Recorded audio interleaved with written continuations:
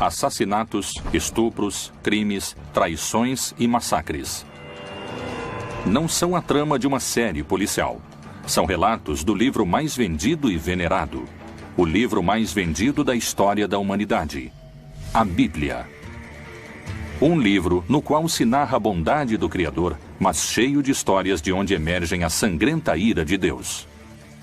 Em nome de Deus, pode-se realizar atos violentos contra a humanidade. Histórias de morte e vingança traduzidas em mais de 2.500 idiomas. Aqueles que se rebelam perante Deus, aqueles que se negam a servi-lo, não podem permanecer em sua presença. Nós mesmos nos condenamos ao inferno. Esses relatos são apenas passagens de amor e paz? Jesus fala de um Deus amoroso, incondicional.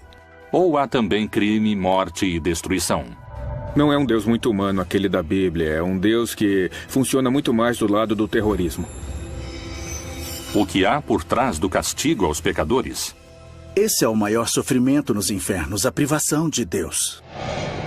Como são justificados os crimes na Bíblia? Na Bíblia aparece como uma ira legítima. Por trás de cada um há uma história. Mas é história oficial? Ou há segredos ainda não revelados? A ira de Deus. Outro enigma da Bíblia. Cidades inteiras aniquiladas. Meninos mortos em episódios que têm Deus como protagonista. Os crimes, o castigo e o perdão são algumas das ações que se encontram nas páginas bíblicas. Até onde pode chegar o castigo divino? O que acontece quando os infiéis desafiam ao Senhor? Há muitos momentos em que a ira foi legitimada no texto bíblico, quando se trata de uma ira que provoca a ação. A ira que se desencadeia contra a violência. A ira que se desencadeia contra a injustiça. Homens que reagiram contra o desvio de um projeto social. Turquia. Na fronteira do Irã com a Armênia, se encontra o Monte Ararat, um vulcão inativo de mais de 5.000 metros de altura. A tradição cristã indica que aqui estariam os restos da arca que levava o único sobrevivente de um dos maiores atos da ira de Deus. O dilúvio universal. A Arca de Noé é um relato que temos que ler junto com o relato da criação, porque é uma segunda criação. A única diferença é que existe um componente novo, ou seja, a primeira criação de Deus havia sido corrompida, havia tido uma grande decadência moral, e Deus decidiu destruí-la. Mas ele decide não acabar com tudo, resolve deixar uma pessoa justa e a família dele. Essa pessoa é Noé. E disse o Senhor: destruirei o homem que criei de sobre a face da terra, desde o homem até ao animal, até o réptil, e até a ave dos céus, porque me arrependo de os haver feito. Noé, porém, achou graça aos olhos do Senhor. Então Deus decide falar a Noé e ordena que ele construa uma grande embarcação. E, de acordo com o relato bíblico, ainda não havia nunca chovido sobre a terra. A chuva era um fenômeno inovador naquele momento. Mas a arca se converteu especialmente num símbolo de salvação, de proteção. Na arca subiriam apenas 8 pessoas. Mas Deus recomenda a Noé salvar não apenas seres humanos, mas também a diferentes animais. Porque eis que eu trago um dilúvio de águas sobre a terra, para desfazer toda a carne em que há espírito de vida debaixo dos céus. Tudo o que há na terra expirará, e de tudo o que vive, de toda a carne, 2 de cada espécie farás entrar na arca, para os conservar vivos contigo. Macho e fêmea serão. Foi um dilúvio que caiu sobre todo o território que era habitado naquela época. Esse dilúvio durou 40 dias e 40 noites. Deus levou apenas 40 dias para acabar com toda a vida sobre a terra. Mas o que os homens haviam feito para provocá-lo? Por que também morreram todos os animais? Qual seria o sentido de semelhante castigo? Todos os mitos são um mundo simbólico, não são um mundo histórico nem realidades. Estão mais para realidades virtuais nesse aspecto. Então o mito de Noé nos fala como a divindade falhou em sua criação, porque tem que voltar ao começo, mas não vai começar do zero. Um casal de cada espécie é levado. A história de Noé pretende mostrar como é o repovoamento da terra através de seus filhos. Por isso, através desses 3 filhos de Noé, de Cã, Jafé e Sem, vêm as raças humanas, os semitas, os jafetitas, os camitas. Então, é como o repovoamento do mundo. É uma história etiológica, ou seja, mostra a origem de algo. Os mitos fazem referência às divindades, mas nos revelam quem somos. A espécie humana quer ser uma espécie puríssima, quase anjos. Mas no final somos humanos que aprendem por tentativa e erro. E o Deus desses humanos se parece com os humanos. Assim, Deus destruiu toda a sua criação e deixa que a família de Noé viva. O único justo. A missão deve povoar a terra. Mas o que despertou a sua ira? Qual foi o motivo de tal destruição? Na época do dilúvio, menciona-se também que houve uma corrupção e uma degeneração absoluta. Isso Deus não pode suportar. Depois do dilúvio universal, a humanidade começou a reconstruir a si mesma. E é assim que se fundou Babel, uma cidade onde Deus voltaria a desencadear sua fúria. Até onde pode chegar a ira de Deus? Poderíamos entender a Torre de Babel como a Torre da Babilônia. E é uma torre que é feita com a intenção de chegar até o céu daqui da terra. É o homem tentando alcançar a Deus. No mundo mesopotâmico e no mundo do Oriente Próximo, eram feitas grandes construções chamadas zigurates. Os zigurates eram montanhas escalonadas que costumavam ter até 7 pisos, eram muito altas. Eram a representação de uma montanha. E lá em cima, no céu, fica a sede de Deus, que é onde Deus habita, e na terra está o homem.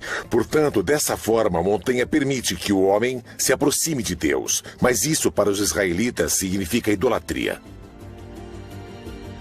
A Torre de Babel realmente existiu? E se foi assim, por que sua construção havia irado a Deus? Essas não são as únicas histórias que muitos estudiosos vinculam à ira de Deus. O Deus da Bíblia não é bom, é um Deus mau. É um Deus que nos provoca temor. A ele temos que obedecer e render culto, porque tem todo o poder, porque pode nos prejudicar. Deus se incomoda com o desafio que o homem pretende lhe oferecer. A intenção do homem não é crescer. A intenção do homem não é evoluir, não é desenvolver-se. A intenção do homem é alcançar a Deus, o que se constitui um desafio. E esse desafio é o que vai ser castigado. A Torre de Babel representa o orgulho do homem, a vaidade ao tentar alcançar o céu por sua conta, que foi o mesmo pecado do Jardim do Éden. Sempre que tentamos ser Deus, Deus dá um fim a essa situação. Por isso, ele destrói a torre, separa o povo e cria idiomas diferentes, razão pela qual não podem se comunicar entre si como antes. E o Senhor disse: Eis que o povo é um, e todos têm uma mesma língua. E isto é o que começam a fazer. E agora não haverá restrição para tudo o que eles intentarem fazer. Desçamos e confundamos ali a sua língua, para que não entenda um a língua do outro. Deus é cruel e invejoso. Quando uma pessoa está chegando à perfeição, Deus se enche de inveja e cria impedimentos, cria travas. Alguns especialistas afirmam que a ira de Deus encontra seu ponto mais alto no inferno.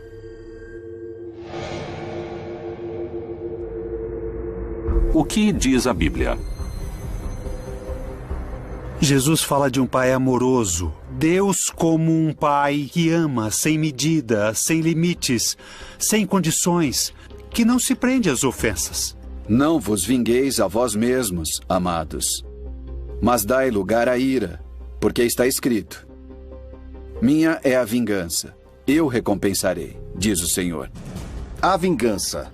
Deus pede que seja deixada a ele. A vingança como um ato unilateral para ajuste de contas. Não é concebida na perspectiva divina. Para muitas religiões, a morte é a passagem para a vida eterna. Mas dentro da tradição cristã, a vida eterna é o resultado do comportamento que um ser humano teve ao longo de sua vida. A teologia cristã construiu um mapa do castigo divino. Por que Deus criou um lugar para que os pecadores ardam se seu amor é infinito? O inferno é um lugar de sofrimento que Deus fez para o diabo e seus anjos. Os que se negam a servi-lo não podem permanecer em sua presença. Nós mesmos nos condenamos ao inferno. Depois da morte, temos 3 grandes realidades. O céu, para o justo, para o que merece estar cara a cara com Deus. O inferno, para aqueles que definitivamente se condenam. E um estado intermediário onde intensificamos o amor. É o purgatório. O purgatório seria este cárcere que Jesus descreveu e no qual pagamos o que estamos devendo.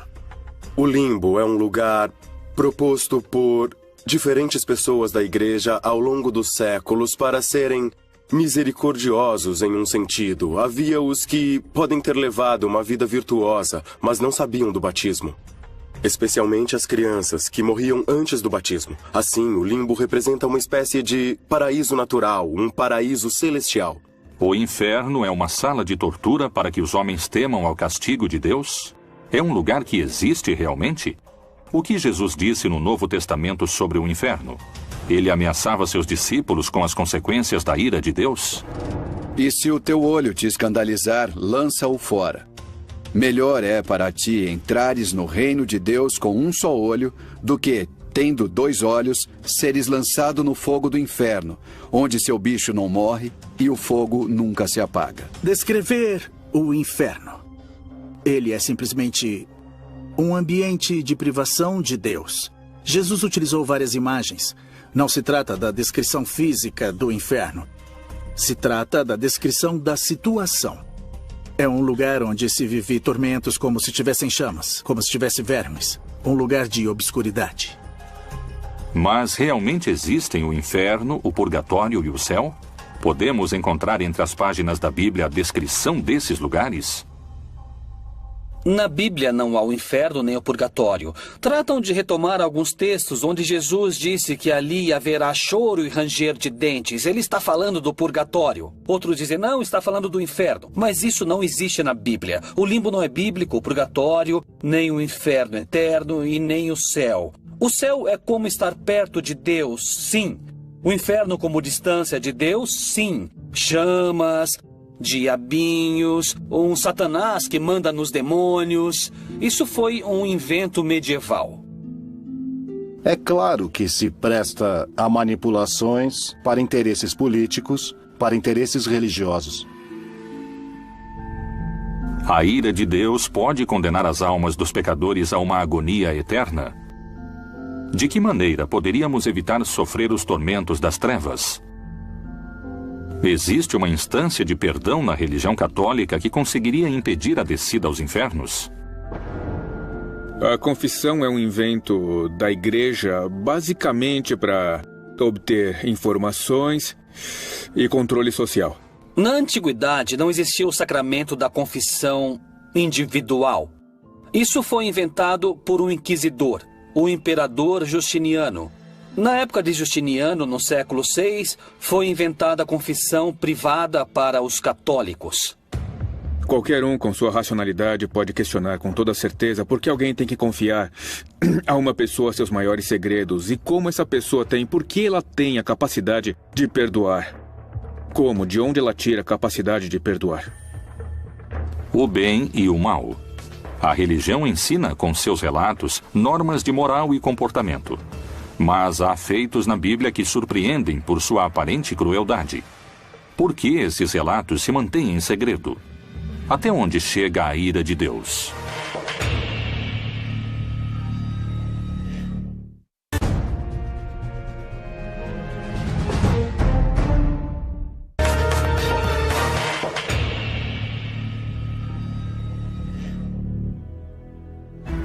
A ira de Deus se desencadeia com força sobre os crentes pecadores. O que acontece com os ímpios? Será que Jeová é mais cruel com aqueles que creem em outro Deus ou renegam o seu poder? O pecado é, segundo os estudiosos, uma transgressão voluntária dos preceitos religiosos. Quais castigos mortais teriam sofrido os que se dispuseram a pecar?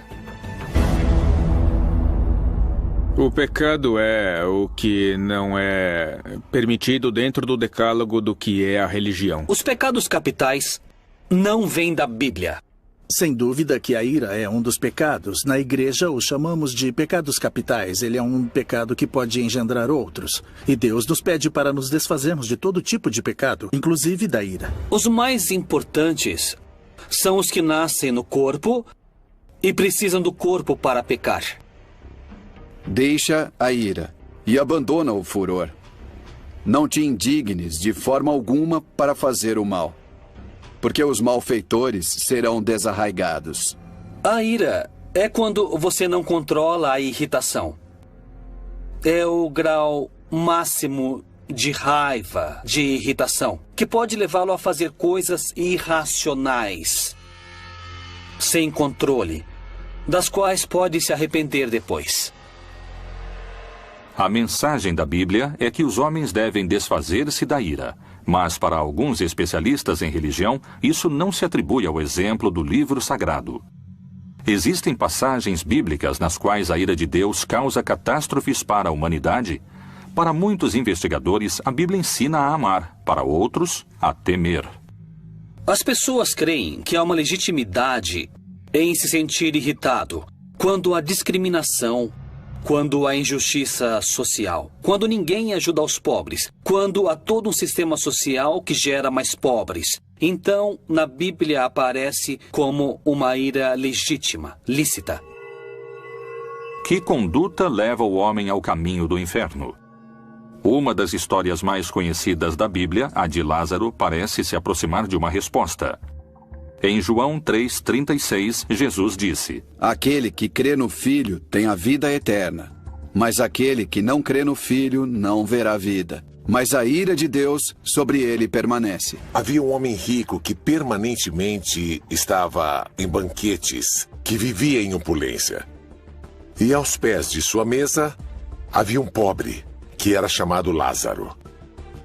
Lázaro desejava que ao menos as migalhas da mesa do Senhor caíssem para ele poder se alimentar, mas nem as migalhas caíam. E enquanto isso, os cachorrinhos lambiam as chagas que tinha em seu corpo. Os dois morrem. E assim Lázaro vai para o céu, e é uma representação muito bonita, porque é dito que ele vai ao seio de Abraão. Enquanto que o rico vai para o inferno. Vê a Lázaro. O rico está queimando em fogo e pede que, por favor, permitam a Lázaro vir, pelo menos, dar-lhe um pouco, dar-lhe de beber. E diz a Abraão: permita a Lázaro que fale com meus irmãos para que não façam o mesmo. Abraão lhe diz que não, que eles têm a Moisés e têm os profetas. Se eles não os escutam, então não vão escutar a ninguém. Disse, porém, Abraão: Filho, lembra-te de que recebeste os teus bens em tua vida, e Lázaro somente males. E agora este é consolado e tu atormentado. As Escrituras demonstram a ira de Deus e, segundo a teologia, essa ira não é considerada um pecado. Mas por que alguns dizem que o Deus do Antigo Testamento é um Deus de ira, enquanto que o Deus do Novo Testamento é um Deus de amor? Na Bíblia, existem histórias de crimes, histórias terríveis de assassinatos e de massacres. Essas histórias mais truculentas e violentas encontramos no Antigo Testamento. Jesus fala de um Deus amoroso, incondicional. Essa imagem se contrapõe à apocalíptica, isso é claro, a todas as mensagens de ira, de cólera e da vingança de Deus. O Deus bíblico não é apenas um Deus de amor. Deus entende que às vezes tem que agir com severidade. Nesse sentido, a Bíblia exibe um Deus que não é todo bondade de modo algum. Pelo menos ela não mostra isso no Antigo Testamento, onde ele pede sacrifícios de filhos, onde há submissão permanentemente, onde tem que ajoelhar-se para falar com ele. O que é isso? O que significa isso? Por que, se ele é todo bondade? Mas, se Deus é um só, por que entre as páginas da Bíblia existem tantas diferenças entre o Deus irado do Antigo Testamento e o Deus benévolo do Novo Testamento? O cristianismo posterior, quando quis argumentar por que era bom sofrer, extraiu do Antigo Testamento todos os textos nos quais era bom sofrer. Esses foram chamados de servos sofredores de Yahvé, para equiparar o sofrimento de Jesus àquele do Antigo Testamento. Há uma transição entre somos os bons, agora somos os maus que precisam de penitência. No Antigo Testamento, há necessidade de se estabelecer um Estado, uma comunidade, os obriga a terem regras muito claras. Regras que podem parecer drásticas, intolerantes, mas que, na verdade, são regras que querem apenas evitar violências piores, na medida em que não foi executado o que se estava pedindo naquele momento. Em nome de Deus, foram cometidos os maiores crimes, que foram perdoados por esse mesmo Deus, que justificou seus crimes, mas não os criminosos. Porque quem os cometeu tem que pagar, e ele aplicará a lei do talião, que é olho por olho, dente por dente. Se alguém matou, aquele que matou tem que morrer. Quebradura por quebradura, olho por olho, dente por dente. Como ele tiver desfigurado a algum homem, assim se lhe fará.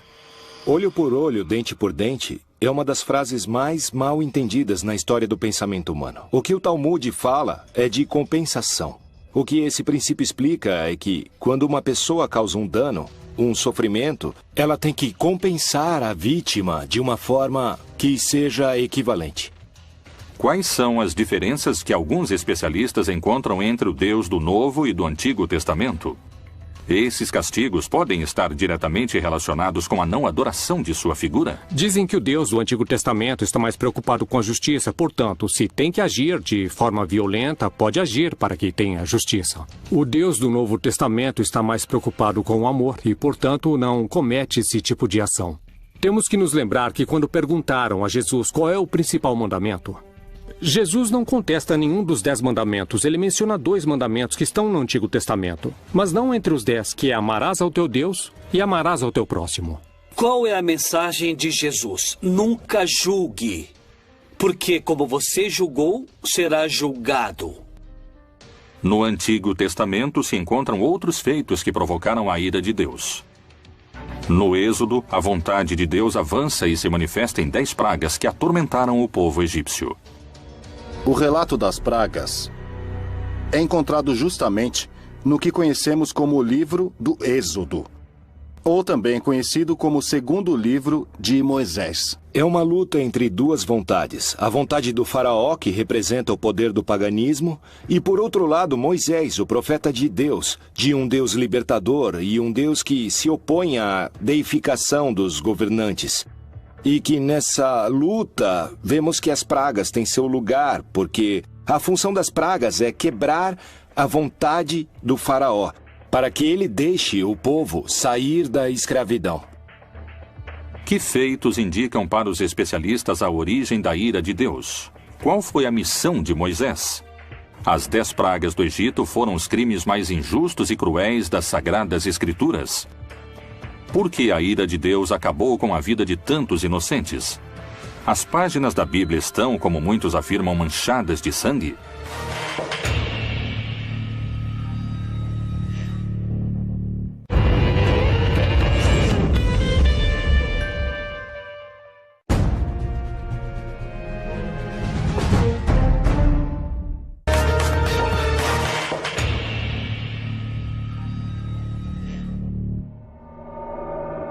As 10 pragas do Egito são alguns dos relatos mais surpreendentes dos textos da Bíblia. Mas elas realmente existiram? A ira de Deus pode ter sido tão severa sobre milhares de egípcios? Há uma explicação científica que valide o relato bíblico? Moisés tem uma visão, que se apresenta a ele através de uma sarça em chamas e não é consumida. Através dessa sarça, Deus pede a Moisés que liberte o povo de Israel do Egito, como todo bom profeta, Moisés, em princípio, recusa a missão que Deus lhe encomenda e diz que não está preparado, porque eu? Mas Deus insiste que ele é a pessoa. Moisés havia levado uma vida comum até o momento em que Deus se apresentou com uma missão, talvez a mais significativa na história da religião. Moisés vai até o faraó e diz a ele que Deus mandou lhe dizer que deixe o seu povo ir. O faraó não aceita e por isso, então, Deus começa a mandar castigos, como encontramos em algumas traduções, mandar pragas ao faraó do Egito, para que liberte o povo. Diante da negativa de dar a liberdade ao povo de Moisés, o faraó recebe o castigo de Deus. As pragas divinas começam a recair sobre a população indefesa do Egito. Jeová lhe mostrou o que deveria fazer. Eis que eu, com esta vara que tenho em minha mão, ferrei as águas que estão no rio, e tornar-se-ão em sangue. E os peixes que estão no rio morrerão. E o rio cheirará mal, e os egípcios terão nojo de beber da água do rio. Há uma simbologia muito forte aqui. O rio Nilo era um rio adorado por eles, porque na verdade viviam do rio. E transformá-lo em sangue é transformá-lo em uma coisa impura. O faraó pede a Moisés que, por favor, detenha a praga. Deus age, a praga se detém, e uma vez a praga detida, o faraó volta a endurecer seu coração, e então começa novamente o ciclo, com uma nova praga. Depois da promessa do faraó e seu posterior arrependimento, Deus entende isso como traição, e seu contra-ataque é mais forte. Porque esta vez enviarei todas as minhas pragas sobre o teu coração, e sobre os teus servos, e sobre o teu povo, para que saibas que não há outro como eu em toda a terra. O que se mostra nas pragas é uma progressão sucessiva que vai aumentando sua atividade e sua agressividade. Depois vem as rãs, as chagas e os mosquitos, de novo animais que transmitem impurezas. Dentro dessa cadeia, aparece uma praga que são os piolhos. Encontramos a praga das moscas. Além disso, certas irritações que provocam, por sua vez, também o advento de novas pragas. As pragas que começam a castigar o Egito são cada vez mais perigosas, mais violentas, mais letais. E diante de cada praga, progressivamente, eles iam enfrentando o poder de Deus e o poder do faraó, que se considerava filho dos deuses. Tá legal, talvez sejam relatos folclóricos, mas a simbologia é forte. O que há por trás disso é uma profunda mensagem de quem tem o poder. E em qualquer etapa da história humana, os poderosos têm o poder. Mas aqui o poder está invertido, porque acontece que o poderoso é o fraco. Ou seja, quem tem o poder é o Deus dos escravos, e não o contrário. A mensagem que Moisés leva ao faraó da parte do Deus hebreu é um desafio à sua autoridade, e por isso que é tão difícil convencê-lo. Mas a resposta do faraó foi ainda mais desafiadora, e fez com que a fúria de Jeová se desencadeasse de vez. Não é um Deus muito humano aquele da Bíblia, é um Deus que funciona muito mais pelo lado do terrorismo. Temos que obedecê-lo porque causa medo, não porque é uma pessoa, porque é um ser que é todo bondade. O Deus da Bíblia não é bom. Depois o Senhor disse a Moisés: Vai a Faraó e diz-lhe: Assim diz o Senhor, Deus dos Hebreus: Deixa ir o meu povo, para que me sirva, porque se recusares deixá-los ir, e ainda por força os detiveres, eis que a mão do Senhor será sobre o teu gado. E o Senhor fez isso no dia seguinte, e todo o gado dos egípcios morreu. Esse constitui um dos momentos críticos para o faraó e para o povo egípcio. Eles perderam suas fontes de alimentos. Isso nos mostra simplesmente como a mão de Deus foi ficando cada vez mais agressiva ao buscar a vontade do faraó. Vontade que no final não é realizada. O que temos que entender é que, do ponto de vista literário, do ponto de vista da fé, o que vemos é um Deus da libertação, que queria que os escravos servissem livremente e não fossem dominados, versus o todo-poderoso rei do Egito, que se nega a isso. Como a Igreja Católica interpreta esses acontecimentos? Esses relatos foram parte da história da humanidade Ou são simplesmente fábulas que explicam outra realidade? No texto bíblico temos momentos difíceis, que as pessoas querem ver como ira, como um contragosto de Deus. O que o texto bíblico quer mostrar é que, quando o homem faz escolhas ruins, os momentos são difíceis. Os momentos chegam à violência, chegam à morte e à destruição. Deus sempre mostra um rosto de pai misericordioso, amoroso, sem que isso o impeça de mostrar seu caráter de pai que deve corrigir, de pai que deve chamar ao bom viver.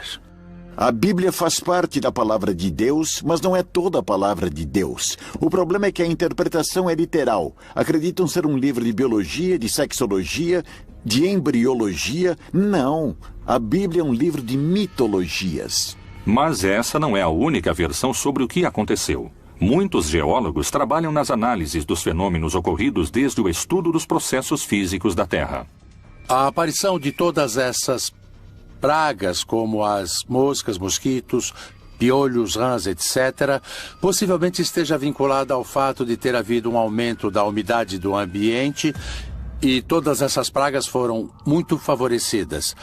O tema da morte do gado... Muitas vezes, quando há muita umidade, o gado transita por pântanos, que são zonas inundadas, ou charcos. Então, os animais sempre estão com as patas submersas em água. Ele se infecta e tem enfermidades e morrem rapidamente. Essas pragas e maldições podem ser rebatidas com um enfoque científico e geológico? Como se explica, a partir dessa perspectiva, a praga do rio Nilo repleto de sangue? Muito possivelmente esteja vinculada a uma explosão da vida dentro do próprio rio, que era basicamente de algas vermelhas, que mudavam a coloração da água. A questão é a interpretação que as pessoas fizeram naquela época. As pragas aniquilaram milhares de egípcios. O Egito sofreu com o lado mais sombrio de um Deus sem misericórdia.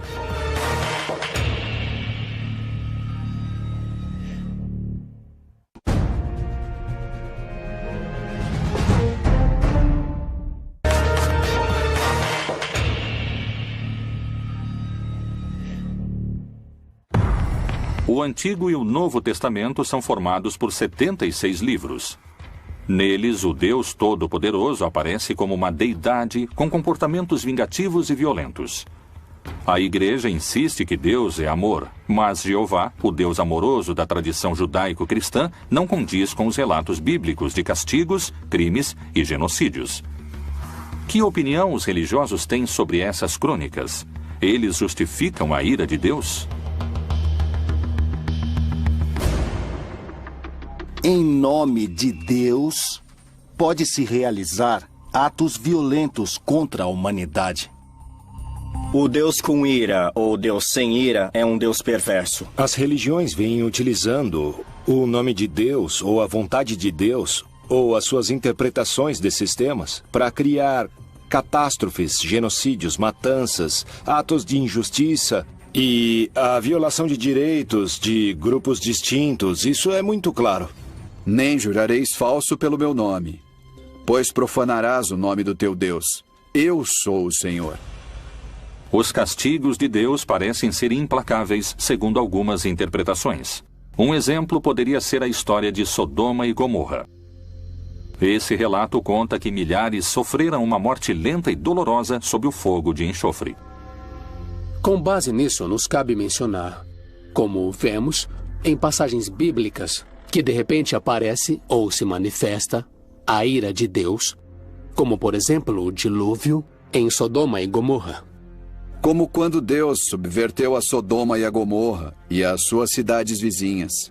Diz o Senhor: assim ninguém habitará ali, nem morará nela o Filho de Homem. Há uma ordem central a esse povo que havia sido peregrino por 40 anos no deserto e foi acolhido por outros povos porque encontravam-se pessoas no deserto habitando-o.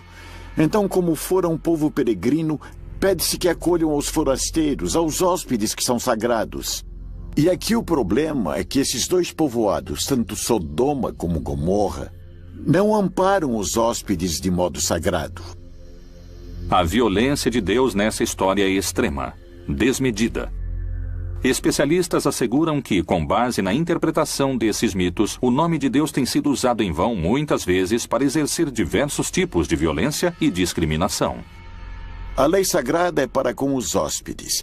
Mas então esses povos rompem essa lei sagrada. Não acolhem os anjos como hóspedes.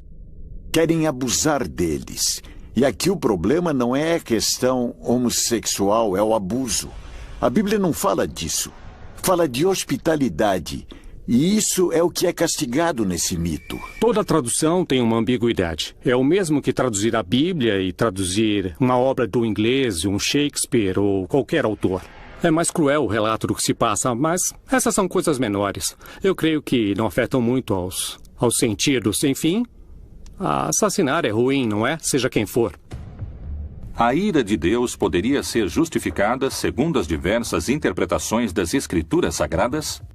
A Bíblia não tem o monopólio da violência. Muito menos o Alcorão, nem nenhum outro texto, ou seja, existe violência em todas as tradições. A pergunta é como são interpretados os textos e como são vividos. A ira de Deus é propriamente de Deus e ele sabe quando se deve aplicá-la e quando não. E porque não entendemos sua conduta, não significa que não tenha sentido. A Bíblia, um livro que compila histórias de violência e crimes onde Deus é vingativo e cruel. É necessário o castigo eterno no inferno? Como são justificados os crimes na Bíblia? Quanta violência terá sido cometida em nome de Jeová? A ira de Deus poderia ser justificada segundo as diversas interpretações das Escrituras Sagradas? A ira de Deus, outro dos grandes mistérios da Bíblia Proibida.